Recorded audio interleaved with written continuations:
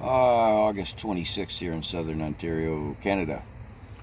So I want to bring to you the amalgamation of several conversations I've had recently with young newcomers from India to Canada.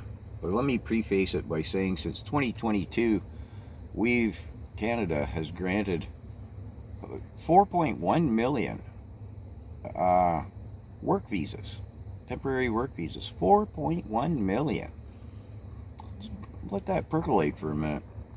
As we have rising unemployment rates, and we're all well aware now that it is deflating wages.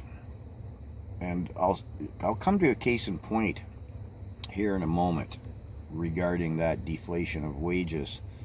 But anyways, to amalgamate the conversations, 201, they all say, and I've talked to a considerable number of them now,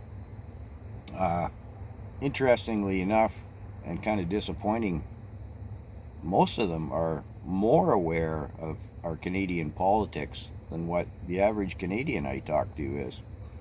They have a vested interest. Well, they recognize that they have a vested interest, I suppose would be a more apt way to put it.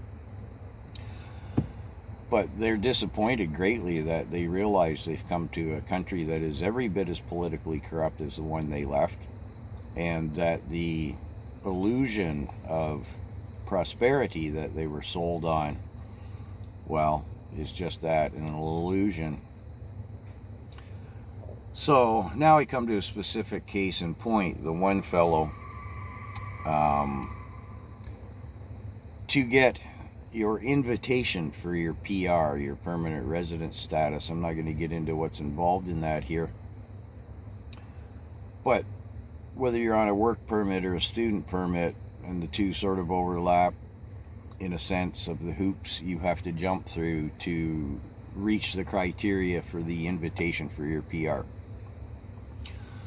So now all of these young men are aware of the corruption, and they state it in the immigration system, not just in politics as a whole. They're left rather startled by the corruption.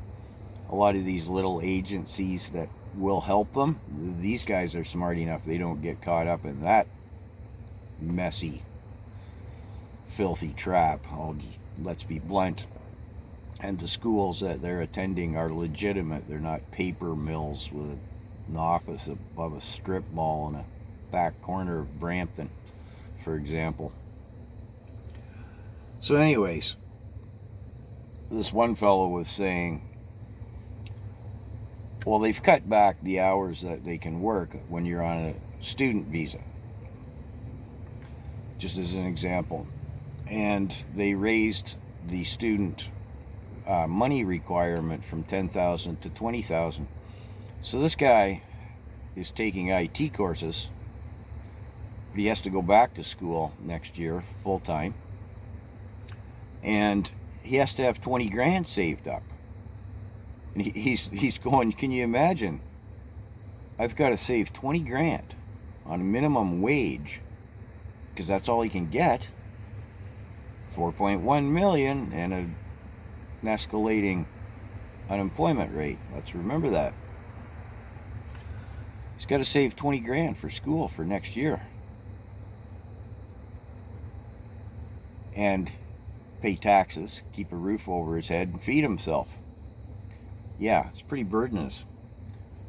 Now, in part, again, I'm not going to get into the details of all of the hoops they have to jump through, but depending on what permit they came in, they have 4, maybe 5 years to make the criteria to get the invitation for the PR.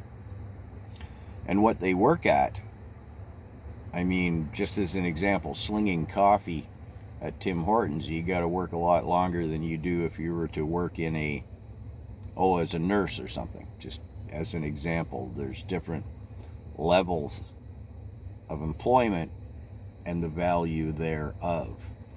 So this poor fellow's in the position, he's got to save up the 20 grand, he's going to go to school, and then if he gets an IT job, he'll make the deadline of time, because the IT job scores more points in less time than if he can't get a job anywhere except at Tim Hortons or Wendy's or something.